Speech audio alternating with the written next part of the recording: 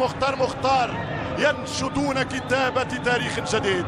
خطأ لك الحكم، برافو يعطي الفانتج. تمشي كرة ممتازة، الباس كنترول ولا أروع من ياسر، يحط الكرة في الكولوار في الرواق لويلي همسن يوزع. هي هدف أول، 1-0 لأحمد علي لنادي الهلال. هذا هو الزعيم، هذا الزعيم بكرة من ياسر. الله من صناعة القحطاني، من انطلاقة الويلي يمشي الولد المصراوي.